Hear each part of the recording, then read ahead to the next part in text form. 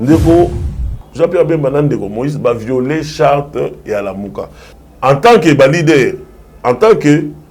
leader parmi les 4 et à la Mouka, va violer charte et à la Mouka. D'où population, militant et à la Mouka dans l'ensemble, va comprendre ma position là-bas pour dénoncer, va violer charte et à la Mouka va soutenir moto à gagner qui n'a tricherie. Ou soit va constater auto-exclusion là-bas. Est-ce qu'un président nommé en a pouvoir de sa président élu afin de la bande de tout le monde qui bande collègues encore politiciens musulmans afin de la baba benga moko na 15%, 70% fani na kiti allez azozi l'appel il y a 15%. Et ça l'a raté. Et c'est question de principe. Yomoko problème source et la crise de légitimité. Yomoko yoki batu et puis on a décision seule. Ça veut dire jamais qu'on a décision ils a contre yo. Jamais décision on a qu'on reconnaître illégitimité na yo et qu'on reconnaître tricherie électorale na yo. Donc déjà la format wana c'est déjà un faux prémisse. Mais ndenge bazawana na kotanga bakomola bango Francis Kalomba lenga na mononté. Ata mkete. Laurent Onyemba lenga na mononté, alenga pe la résistance té. Ndenge bazawana ba yebiango. Mais biso to répondra bango té parce que to yebi que biso ça parti à civisme. Mais ndenge za boy. Hein? Tout. Ce qui est là, c'est un ami, on se respecte beaucoup. Mais si on a commis qu'on est chrétien président élu Martin Fayulu, aux hommes on a dit que on va prendre bango, on va se jouer. Tu vas bien un combattant, un GT. Ma vie c'est les livres de guerre, les livres de grands stratèges. Pour apprendre la perspective de leçons moko.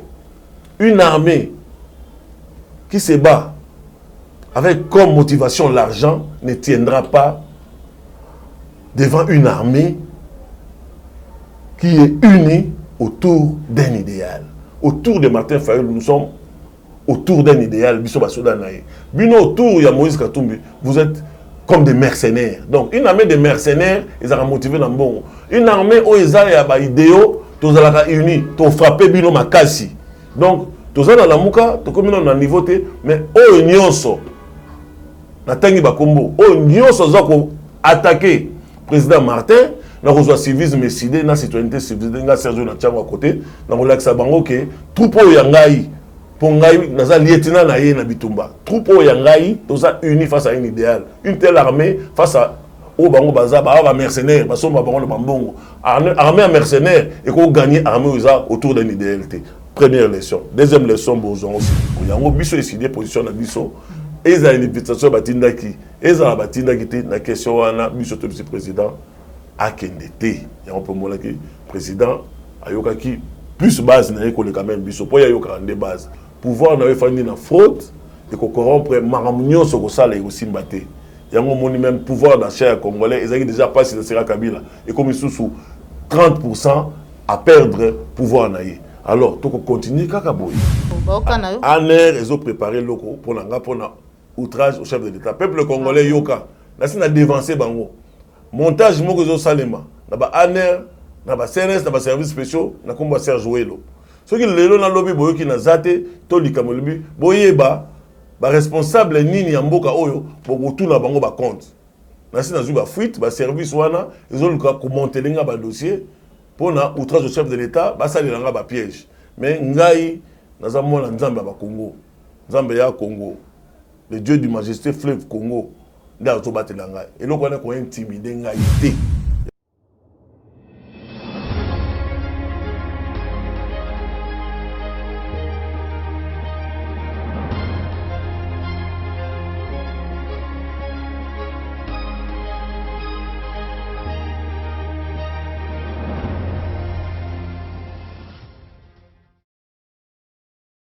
Et si vous avez banda kuna bino bandi ko balandi appliquer télévision la chaîne de vérité vous allez belé ba beaucoup de biso banda kuna bino pour na kolanda biso mukolo malilo merci surtout la confiance vous allez qu'on renouveler na 4 la chaîne de vérité chaque jour lorsque na se présente ka liboso na bino na singa bino et beaucoup continuer pour s'abonner massivement pour na rater actualité politique congolaise mon côté voilà le nazali na esengo makasi ya koyamba surtout na plateau na ngai nani azali moko ya ba lieutenant ya commandant du peuple Martin Fayulu Madidi, président élu, na combo honorable Serge Joué, le yende vraiment tout soigné, actualité politique congolaise, oyo, ils allaient faire couler beaucoup d'encre et salive, tout la maïtali consultation, tout la position, il y a président Martin Fayulu Madidi, tout la paix position, la bango, bailli, décidé, pourquoi? Parce que, azali 4 na katia, décidé, sans plus tarder, na repé, merci, Joël Gonago, chasseur d'image, merci Cordon Opima Frico, merci Pena, présence, il y a Dimbalogie. Merci, Naba Kongomani Nyonso. Honorable Serge Joué, bonjour. Bonjour, maman Joël. Na sepeli, première fois, boyambinga na plateau. Oui. Pour nga plus clair, TV, mais ça na terrain. Oui. Donc, le lot na sepeli, na moni plateau la bino kitoko. Félicitations. Merci beaucoup. Beaucoup, salam. Merci beaucoup. Honorable Serge Joué, bonne santé, Mikolo Bélé. Oui, santé, ça va. Cicatrice dans Zouaka, Pota, on a jour au Salaramage. Oui. On a eu gaz lacrymogène, pas Nathalie, policier, bandit, en boka la biso. Oui. Bazako menacé, yo, na moni sous au pesa qui m'a mis au Africaine. Oui. Yo, moi, si, baye, bio, téléphone, yo, maboko na katia basak. En tout cas, police, oyo, ngaïna honorable Ados Numba, si tu veux mettre en place. Avocat na biso na zoka qui j'étais agressé na ba policier j'avais dit non à la balkanisation tout ambolaki donc nouvelle à Liboso ngai na reporté plainte contre police nationale parce que ils ont que ce qu'on a tinza combat aux a permis il y a ko violenter tout le monde il y a ko escroquer ko yiba bato ba téléphone ba nini ko zokisa batone na zokaki. Il faut que tu aies un bateau congolais, azan na droit, asa pe na devoir na. Na itali ba droit na ngai nazo porter police nationale plainte pour na ba élément na oyo baza na moralité te, ba élément na oyo baza na déontologie en mosala te, ba élément na oyo ba komi miyibi. Voilà. Honorable Serge Joué le tout la consultation, banamboka bazali vraiment na bosenga koyeba raison nini, président Félix Antoine Tshisekedi atindeli mon amboka Martin Fayulu président Eli invitation. Mais c'est clair. Mais ndeko Fachi akokiko yemo conscience na ye ayebika ko tindela président élu invitation te. Oh. Balobi tu peux tromper le monde, mais tu peux jamais tromper ta propre conscience. Donc ayebi ndenge nini ya koma na bokonzi wana. Bokonzwana lelo monani polele lelo likambo beate FCC et déclarant clair bato ndeko Kabila na Kabila ndeko Kabila yemoko Kabila bato ya Kabila pour son la vaccine ndeko Kabila on va silikaka bandeko la biso ba silikaka la zoka ngambo la benga ndeko Kabila en tout cas bolimbisa ngai Kabila a lobby en bien clair que basala qui deal avec 3 témoins, président, chef d'État africain. Oui. Alors, est-ce que les talibans qui font la monogonaïe à l'Oba, c'est un président nommé, que le président élu Martin Fayulu a gagné avec 62%. Les autres imbécilités, histoire est si maman Joël. Mais aussi la tête, parce que Martin Fayulu a un poids politique qui était à peser. Dans ce qui mingi, dans le biboye, le président nommé la conscience a ébiqué, a invité le président élu. Ah, la poids à inviter le président élu parce que on peut tromper le monde ou tromper le conscience. Les cambo poids.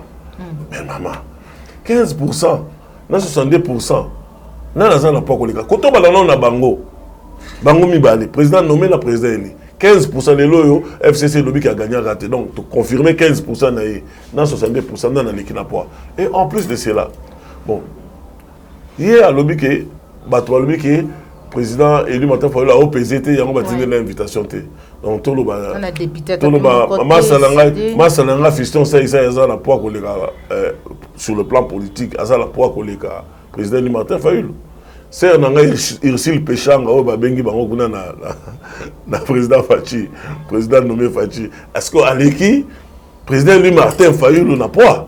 Au moment que Bato Bazolo Bandengwana, c'est au fait, Bato Mité Mamabé. Et non seulement Mité Mamabé, ils ont soit voilà quoi n'habité ceux qui combinent en kindoki bateau nyo sobake wana na parler de la nation mais quand tout moni bandeko na bino ba partenaire la muka mona mbuka Jean-Pierre Bemba Moïse Katumbi ko kende ba consultation tout ba nini par rapport na la muka.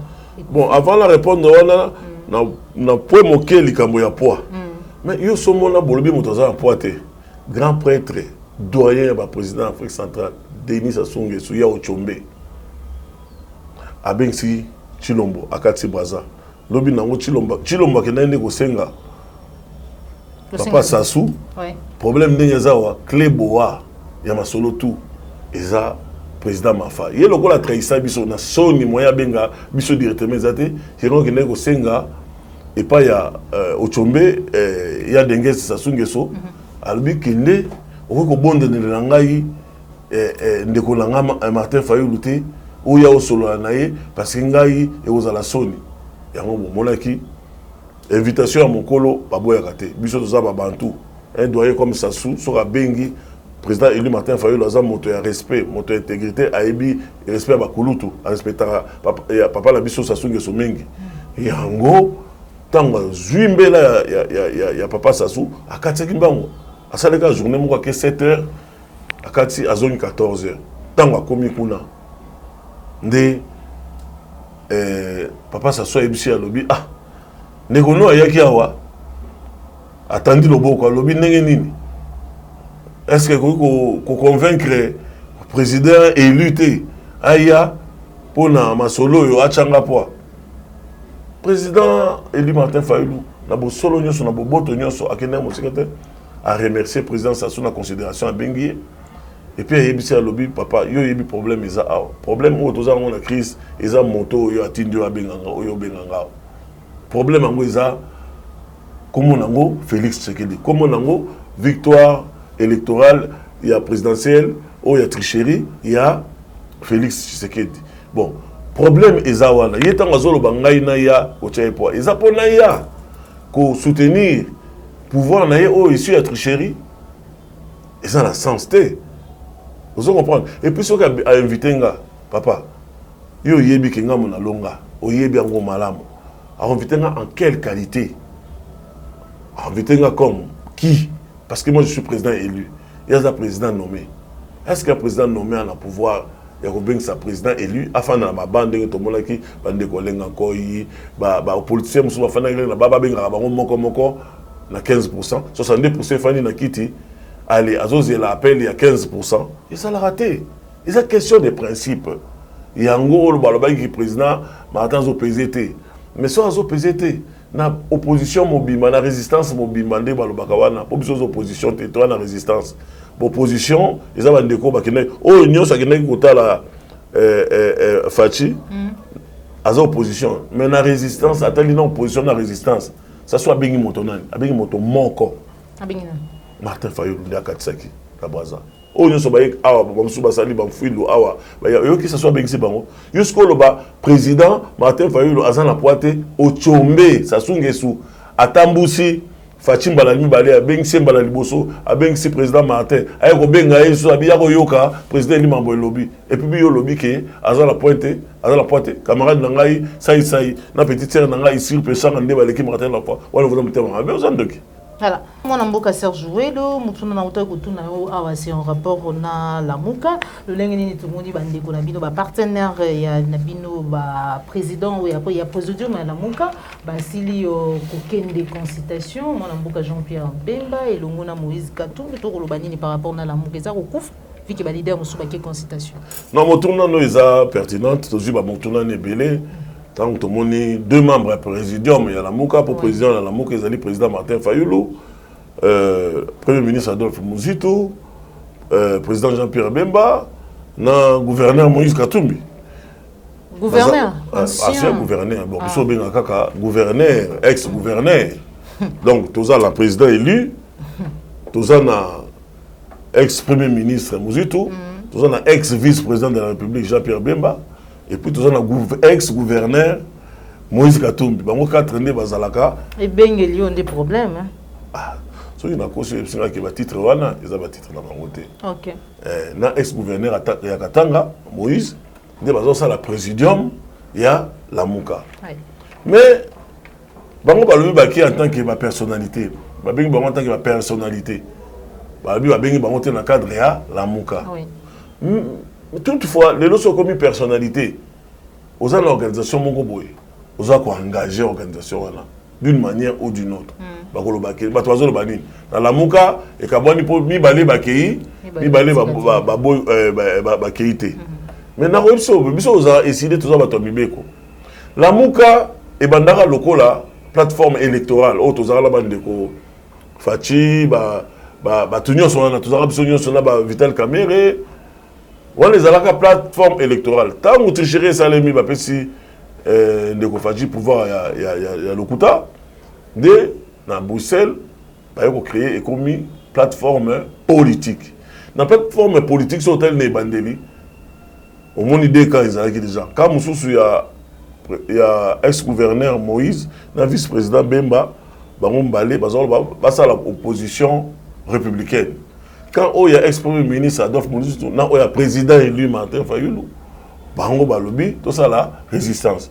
Déjà à partir de là, moi dissension, tendance, il y a moi fissure, mais tant que moko la mulokona lobi ke te ke longwe la muka biso to ko loba te ke la muka et panzani mais ba tendance talaka lelo mi balé ba ke consultation mi balé ba kete donc ils ont la tendance moko boye o ya ex-gouverneur Moïse Katumbi na ex-vice-président Jean-Pierre Bemba baza peut-être un peu tendre na pouvoir ya Fachi mais lokola baza ba personnalité à la muka pour nangai ba violer charte ya la muka. Charte à la mouke, parce que tout est arabe. Ndeko, Jean-Pierre Bemba Ndeko, Moïse va violer charte et à la mouka. Charte à la mouke, il y a 4 axes. Balobi boy. Netibiso toloba 4 axes et à la mouka, toloba 1. Sur 4 axes, wana, bandeko la mi balé, Jean-Pierre Bemba Moïse Katumbi, va violer mi balé. Bon, 4 chartes et zabo, na français balobi. Il y a Liboso, point Liboso. La défense de la Constitution. Point Mibalé. La mobilisation du peuple pour une alternance démocratique reflétant la vérité du choix des électeurs. Ça veut dire la vérité des urnes. Troisième point, Ezali, la promotion de l'état des droits. Et quatrième, Ezali, la lutte contre les antivaleurs. Alors, na charte osali la mouka et l'obike défense de la constitution. Mais bino, moni ndenge ni ndeko Fachi azo violer constitution. La nomination nega longola des juges wana ya cour constitutionnelle, na ndenge à faire prêter serment na makasi ba o misatu. Et ça la violation de la constitution parce que juge so aza nommé longwaka après mandat ne sili 9 ans. Mutu mota aza na droit ya kolongole. Ba kolongole loba soka kufi azu handicap moko majeur asali ki moko boye ozo senga que aza na honneur aux la juge te tout empêchement moko ya makasi mais bandeko balongola wana ka moko ozo concerné bango te ba kufi te démission te maladie te crime et long moko te bandeko Fachi longola donc ba violer o to bengi défense ya constitution. Ça veut dire ndenge ndeko Fachi a violé la constitution bango baké na appel ko répondre à un appel ya muto a violé la constitution baké ko soutenir muto yo a violé la constitution, cela veut dire bah violer axe ya liboso. Deuxième axe ya la muka oyo ndeko Moïse Katumbi na ndeko Bemba ba violer autonomie, la mobilisation du peuple pour une alternance démocratique reflétant la vérité du choix des électeurs. Il fallait que Moussala tout ça là, ne tout le Moussala tout loba, vérité à choix électeur, il y a une vérité des urnes. Ouais. Alors Motoro a iba élection, a gagné élection t. Bisona bino na bandeko otali na basisi ya Lubumbashi tangu la muke kendaki nde bimsaki 4 axes oyo. Na axe oyo balobi to bunda pour la vérité, ya choix peuple vérité des urnes. Mais moto oyo bango moko ba critiquaki ke Victor ya Félix, c'est la vérité des vérités. Boké les sous kuna po bocha et poids. Ça veut dire bo violer charte ya la muka. Troisième point, tolobi promotion et état de droit. Il y a un état de droit c'est qui respect bibeko. Félix, ndeko Félix a ça violer constitution à chaque fois. Na ba makamna za osala. Donc promotion état de droit. Ba violer troisième axe. Aux monde. Donc pour dire que bandeko Jean-Pierre Bemba, ndeko Moïse Katumbi en tant que leader parmi les 4 ya lamuka ba violer charte ya lamuka. D'où population ba militant ya lamuka dans l'ensemble ba comprendre ba position la bango pour la dénoncer bato ba violer charte ya lamuka ba ko soutenir moto a gagné qui na tricherie ou soit bango moko ba constater auto exclusion la bango. Voilà, merci beaucoup mon amboka honorable Serge Wello. Chance ni no kopesa na ba consultation de ko Félix Antoine Tshombo Tshisekedi. Non, chance des ambiguïtés, c'est clair. C'est déjà format. Yo so mona moto, source ya problème, source à crise, et ça élection na yo au Polaki. Yo lobi que non, au lancer la consultation, yo za likolo, c'est-à-dire yo décide de la mêler. Donc yo problème, mais yo lobi yo nde yo ka batonyoso, consultation za ko yoka, et ça différent na dialogue. Dialogue c'est mettre toutes les parties prenantes autour d'une table sur un même pied d'égalité. Sous l'égide, donc, na bokamba mika mususu, il y a pas personne tierce, soit communauté internationale, soit église. Ou un vrai dialogue. La consultation, il y a un dialogue. Tu peux bato bazo lo bao non, moninga tandi loboko, ndeko Martin Fayou la boyi, boke ndekaka. Ou les a kokota na profondeur, te na mozindo ya koyeba lisolote. Oh ndeko Félix Asaliza lokola oh Marshal Mobutu Sara la 1990. Ça veut dire, à consulter Batou, si ma yomoko une décision. Imaginez, yomoko problème, source et la crise de légitimité, yomoko yoki Batou, et puis on a décision seule. Ça veut dire jamais qu'on a décision, ils ont contre yo. Jamais décision, on a qu'on reconnaître l'illégitimité na yo, et qu'on reconnaître la tricherie électorale na yo. Donc, déjà, la format wana, c'est déjà un faux prémisse. Mais est-ce que un faux départ. Dans le format où il y a une consultation, il y a une chance il y a une majorité parlementaire. Majorité parlementaire, à ce là pas. Il y a un lobby, il y a des violations à violation de la Constitution. Parce que il y a les lois de la République. Parce que je n'ai pas quand même il y a l'Assemblée nationale, il y a parlement. Je suis l'Assemblée nationale. Et ça, dans le règlement d'ordre intérieur et l'Assemblée nationale, et lobby que ceux qui vont bandir législature, cela veut dire mandat à 5 ans, place où il y a commis ça, aussi identifié, NASA, opposition, NASA, majorité. Ceux qui ont commis si wana, les lots oyo, FCC, ils ont 350, ceux qui 360 députés dans Bango. Ceux qui déjà passé par cette position, au cours il y a mandat il y a 5 ans, on peut changer sous terre. Ceux qui députés le bureau na longue nanga a comme un non inscrit. Alors un non inscrit, bah vous voyez sous ni dans gauche, l'opposition ni la nouvelle majorité. Alors tika la carte non inscrit. Alors il y a mathématiquement, c'est difficile. Ndeko Fadji agissait par épidermie. Donc il était épidermique à sa décision où il y a la majorité parce que règlement d'ordre intérieur assemblée ils ont permis de traiter. Nous bas la makamnanko n'enga faire petaki batuba serment nanko il y a violation il y a constitution. Donc sur la liga continue de violation en violation à la majorité on a par force mais le règlement d'ordre intérieur assemblée nationale qu'on permet de traiter à la majorité dans l'assemblée.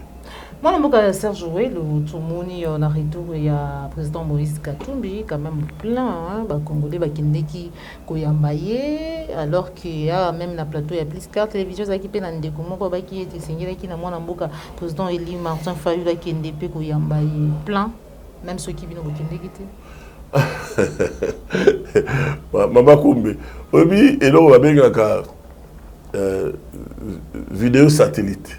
Photo satellite ou likolo bako sabino na ba image wana te bazo sangisa bazo sala ba montage bazo photo satellite bacha bien au moins moi groupe mora batu baza wana yo sala na Kinshasa Meli Moïse Katumbi Kinshasa Meli Moïse Katumbi omoni aza partenaire na biso na kati ya lamuka. J'ai beaucoup de respect pour na na biso wana mais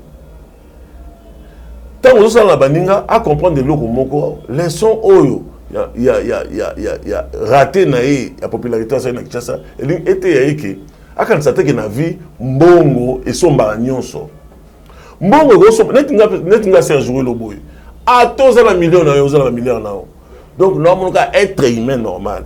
Donc être humain à niveau que donc respecter les éducation toujours aux yaya banen so chelinga boninga za ngala za ba jeune ba tala kuna yete o balandaka ye pour na mbongo mais on a un problème ingratitude et ça dit comme ingratitude na expliquer yo na lobby bazui bambongo tamboli na Kinshasa mbongo yo ibiteke mbongo tamboli na Kinshasa mbongo tamboli na Kinshasa wa pona koyamba moto yo kanzembo ya ndeko mafana na campagne te Fayulu apesa mbongo te toko voter nako omoni aspiration peuple ko tout faire na mbongo te et puis ba prendre une parce que ba lieutenant na ye ba comment attaquer président Martin so biso to répondre raté et ça par civisme auto zo décidé civisme na citoyenneté mais ndenge bazawana na kotanga ba komola bango Francis Kalomba lenga na monote ata mukete Laurent Onyemba lenga na monote alenga pe la résistance te ndenge bazawana ba yebiango mais biso to répondre bango te parce que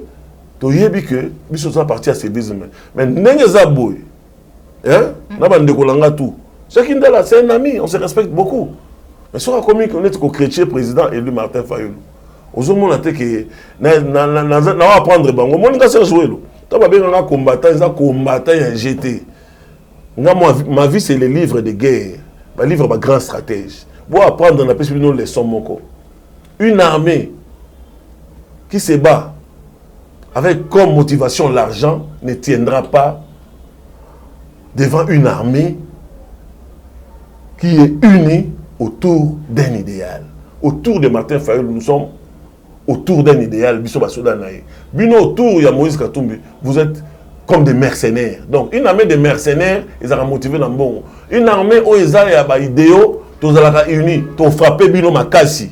Donc, tous ont dans la mouka, tous comme dans le niveau T, mais où ils ont na tangi bakombo o nyonso zako attaquer président Martin na reçoit civisme décidé na citoyenneté civilisée nga Sergio na tchango à côté na relaxa bango ke troupeau ya ngai pour ngai na za lieutenant na ye na bitumba troupeau ya ngai toza uni face à un idéal une telle armée face à o bango baza ba mercenaires basomba bango le bambongo armée à mercenaires et ko gagner armée autour d'un idéalité première leçon deuxième leçon bozon aussi wow.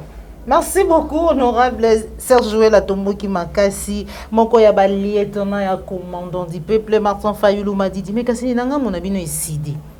Bisika wa biyo zali 4 monene na kati ya parti politique cher na mona mboka président Martin Fayulu.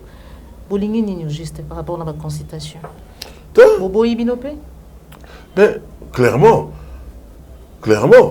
biso président lui a consulté biso. Oh. Président, parce que le président élu a sous la gestion quotidienne et SIDT. Biso n'est pas la maison de président élu. Nous avons salué le Premier ministre Nangaï, professeur De Vos, qui est au Moulenda. Yende Azo Kamba SID. On a vice-présidente Nabiso, Maman Loak. Nabiso, ministre et SID. Biso n'est pas au Kamba. Pour le président, tout le monde a équipé Marambiamboka. Il y a un président qui a dit que Bino SID. Bolobi nini biso pe to yaka te koloba ba point de vue na biso ba ministre te to kita kana ba base bolandaka samedi moko boy base ya ekita na ndako ya président na Faden House ngana zaki surpris na mona population eye wana ba benga mbangu na ba cadre na biso o bazalaka na commis à sécurité à président. Mais honorable, Makamoteli jeunesse, mouvement associatif, Masoli Nzela, Masola révolution au Congo. Yom ngai non qui pas mon révolution au Congo. Mon konzi appelle ça yo. Mais tout le monde population il faut tout contrôler bango. Et heureusement tous les gens de Congo, biso ba presse penge, ba dire malenga, ba maître Nico Malingela, tous ça qui wana to make expliquer population. Il y a un moment image moko tambola qui na ba réseau. Oyo na tunaki, c'était devant journaliste Sonia Rolé, RFI. Oh, là, tout le monde bien. Voulez-vous que le président Fayulu aille aux consultations? Oui ou non? Peuple lobby? Non. Alors, monsieur te revenir à la base. Na base du district Angaliema. Maman Charlotte Massiala a tout ni bango. À part responsable de la Ligue des Jeunes, Azar, puis responsable du district. Honorable Charlotte Massiala, Nami Soulangay, a tout ni bango. Base naïe. Bolingi to kende consultation basili ko to tout na biso même pas question wana. Na kenda ki na moamba o isa base nanga et pas secrétaire exécutif trésorier langa na tagina jeunesse o isa na maman Lala Divine Mbulu. Na fandi si bato et ça tout ça ki nangaba. To lobi mo konza ko yamba biso po to pesa ye rapport pour la consultation. Ceux qui battent l'invitation, aya, akende toi akende te, base na biso lobby, c'est lui qui n'a coûte pour bana honneur, mon baye linga balbi, ba mituna boye honorable ko tuna biso te. Akende ko sala nini? Na biso lobby raison ezanini, ba biso tala 1. Ba lobby a trahisa biso na Genève. Yena Kamere moninga na ye, accord na Nairobi a trahir.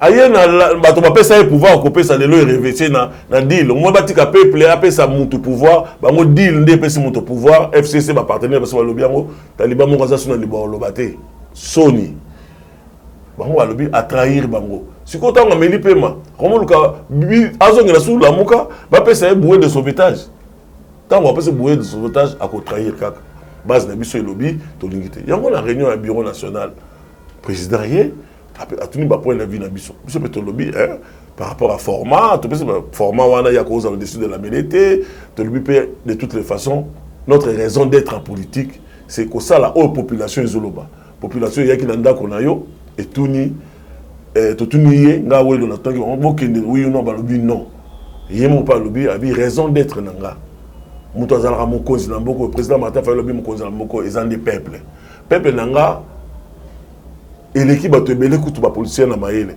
peuple balobaka o petit peuple te aza grand en esprit peuple là à comprendre que faut pas qu'on renforcer moto oyo 2 ans ngo changement za na mboka te moto oyo apesaki Kabila beki alors que biso sont comme ça Kabila na peuple donc yango biso décider position na biso eza une invitation batindaki eza la batindaki te na question wana biso to président akende te ya on peut mola que président ayoka ki plus base na école quand même biso po ya yoka ndé base po ba mususu balobaka o yoka base mais base na IDPS ilaka ye ba ke conclave ba eli ba lobino kabona na FCC wala kanga biso yoka ki base te po na retrahir ba ninga na Genève ndi ayoka ki base lokuta donc ndeko fachi moralité zanini et loko efandi na lokuta ba lobi la fraude corrompt tout pouvoir na efandi na fraude et qu'on corrompre maramounion sur ça les aussi mbaté yango moni même pouvoir d'achat congolais ils ont déjà passé de Sera Kabila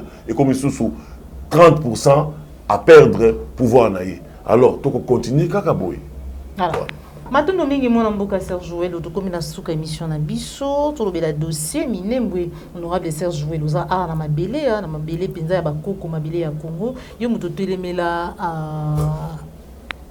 Kagame na libanda mboka mais lelo awa Moïse Nyarugabo a menacé ba congolais ba propos na ye la vers ba congolais par rapport à na ba makambo le cas par rapport na minembo longi a ko loba réaction na wezali lolingi ni lobi nini pona yango en tout cas maman Joël motu no yo ezo swanga na mutema omoni lelo yo soki batu lokola ba Moïse Nyarugabo par contre, qu'on appelle courage à menacer les Congolais dans ma belle là-bas.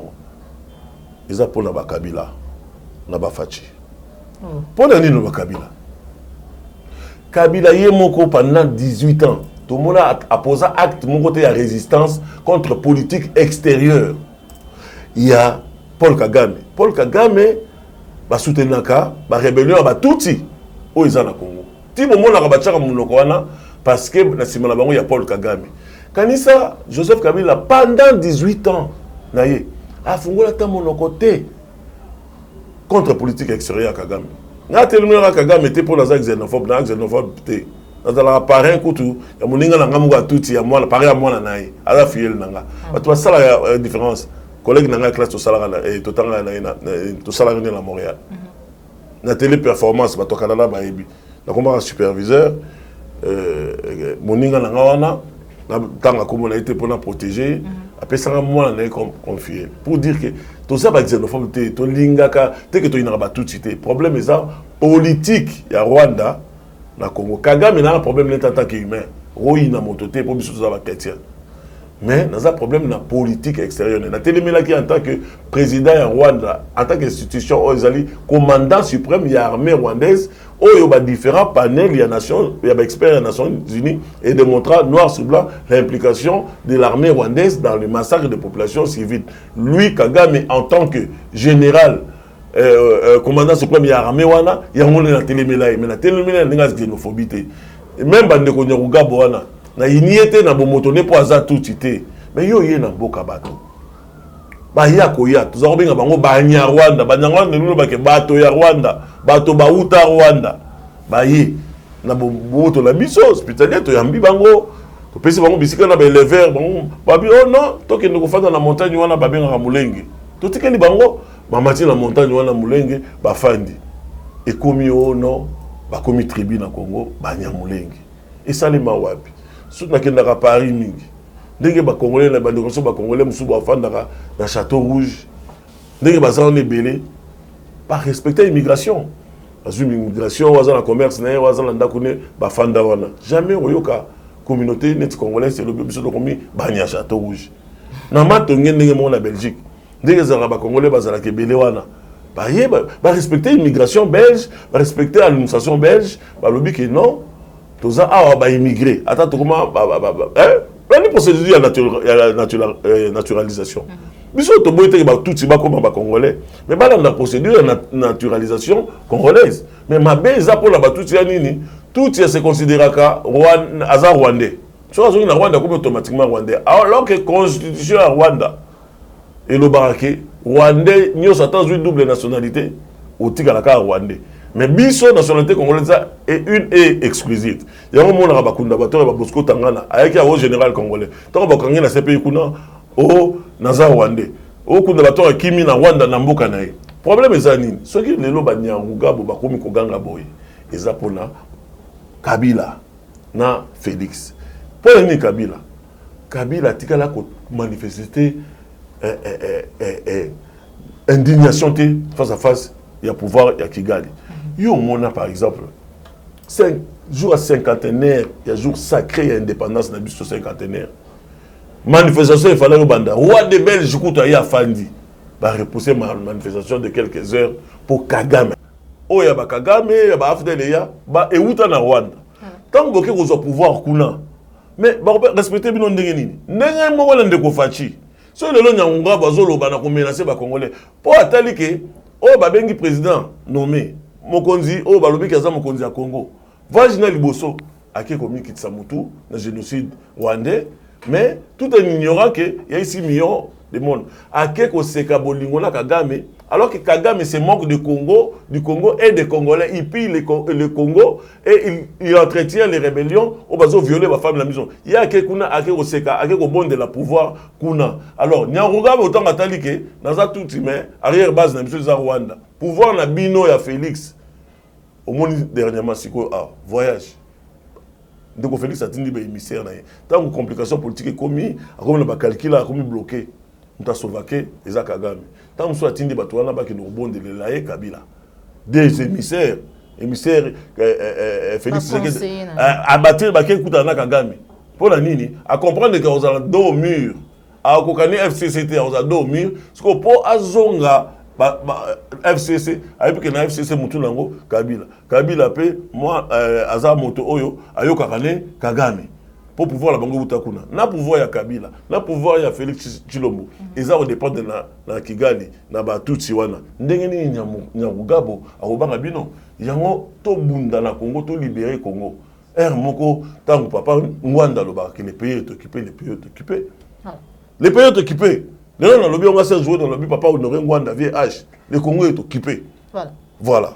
Merci beaucoup, mon honorable Serge Ouello. Pour finir, dernière question. Nini décidé, président Martin Fayulu, de compter pour ça, pour mener l'action, nini pour préparer, pour la bobo une consultation. Bisotoza, président élu tant que Nagi, Bayambaki n'a pas pour Tchombe, a son c'est souhaitable. Proposition sortie des crises. Proposition sortie de la crise, nous sommes expliquer en bala nambala. De mettre en place au Conseil national pour réforme institutionnelle. De revoir la loi électorale, juges électoraux, animateurs même Yasseni, total gouvernance, total sécurité, pour l'élection, total droits humains, bakacho aner, ezaka ngande kutu. Maman Joël, limbisanga. Ndé nazaboy. Nasi nazubeko.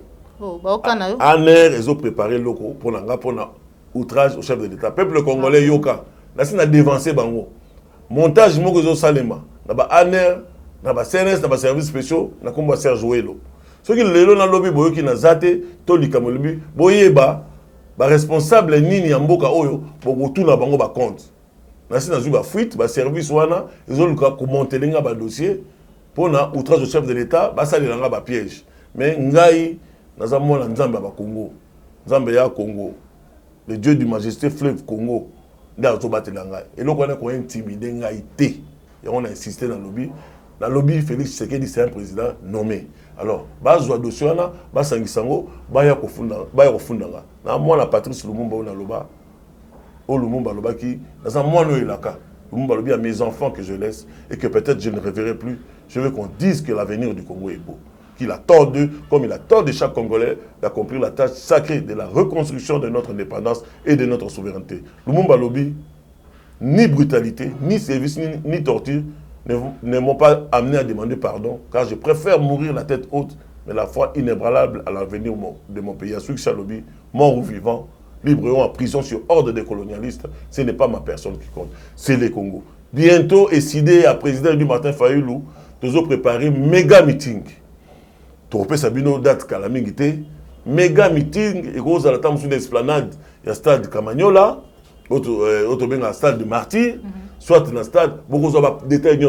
Bana Kinshasa, Bana diaspora, bon, à l'après, nous avons préparé un meeting. Bon, le président Zolo Baté, mais Jourouana, qui s'est belé, et puis nous avons préparé ma tournée à l'intérieur. Nous avons coupé sa itinéraire pour la Badongo Lomis. Parce que décidé, parti où est commis le plus populaire dans le Congo, la zone 23 pour 20 sur 26, tous autres ont des demandes partout dans le monde. Et puis, bandeko basa di banda o bani ba adhérer décider. Ba beta 3 fois W décider.org. Beaucoup monde ba kombo ya ba responsable oyo ya diaspora. Neti biso na diaspora Mumba, secrétaire national chargé des relations extérieures, comme on a dit, monsieur Athanase Mapesa, Azana Belgique. Boluka Papa Athanase Mapesa na Belgique, secrétaire national des relations extérieures, diaspora Mumba ozala so bolingi ko adhérer décider a web sabino ba directive nini to rosala. Voilà, bande ko balandi appliquer télévision to combination d'émission na biso to tondu yo botondi matondu mingi honorable Serge Ouelo pona koleka na plateau et appliquer télévision mot de la fin le numéro ya téléphone pour ba vous enseigner. Mot de la fin eza dans le bablo kombale lelo décider to kufeli. To kufeli responsable ya décider Fribourg. Comme on est, M. André Zoui. André Zoui, Azalaka, en Suisse, dans Fribourg. L'année passée, tout ça, la conférence, dans Suisse, dans Fribourg. Personnellement, il y a un peu de monument, tout ça, qui est un collègue, il y a le coordonnateur adjoint Allemagne, Serge Kouloula, il y a un peu bien. Il y a un Kinshasa, pour faire la conteneur, les lots, les 10. Akufi André Zoui Nzambe ya Congo azwa molimo na ye Nzambe na biso azwa molimo na ye parce que aza mwana mobali oyo abundi décidé tozala matanga pour na contact nyonso oyo etali décidé Suisse secrétaire exécutif décidé Sud Bruno Kalonda Ndala aza na Suisse boluka numéro na ye boluka ye ata na ba Facebook Bruno Kalonda Ndala pour na boza suite ndenge ni kuna na Suisse ndenge na diaspora bokolela et puis diaspora la za ko senga bino mo bot moni lelo différence eza na lamuka bana bazo bundela Congo ya solo na bo opportuniste bazo luka ba faire na bango marché pour soutenir président Louis Martin Fayulu. Le nerf de la guerre c'est l'argent. Biso décidé to yoka sonité pour tozo bunda toza na caisse noire mo côté au service mo bano ba bunda ka mususu baza ko zoka mususu bazo zo ba balle ya plastique. Ceux qui beaucoup qui soutenir financièrement, décider. Et surtout, biso, les longs responsables de la jeune, et le mouvement citoyen, biso zobenga. Et puis, les soldats du peuple, au IDPS benga, les parlementaires debout. Donc, IDPS Kabila, ça sont biso to créer, les soldats du peuple. Le parlement debout, biso to zobenga, la place de la résistance. On a organisé bango pour la côté les mains. Mais tout ça a besoin de soutien financier clairement. Numéro nangai, il y a Kinshasa, ils ont mis balai. Ça dit plus 243 97 14 377 54. On les a premier numéro nanga. Yami Balé, plus 243, 81, 267, 99, 30. Et si des membres de biso moko to kotizaka, des balobi parti nyonso et fonctionnera. Mais le charge auto comme une population sport net quelqu'un na président du Martin Fayulu. Parti au batikel nango crédible décidé, tous en charge munene. Ya biso na bino, so to sangisi de to tombola Congo. Merci beaucoup, mon amboka Serge Joël. Tout comme na souke émission na biso. Merci na Cordon Pimafikou. Merci na Joël Gonago, chasseur d'images. Merci na Papa Le Biaï Moté, madame Birit Biaï en bon séjour au pays. Merci na Christian Boupati, le référendum. Cette émission est terminée. On se retrouve pour un prochain numéro. Au revoir.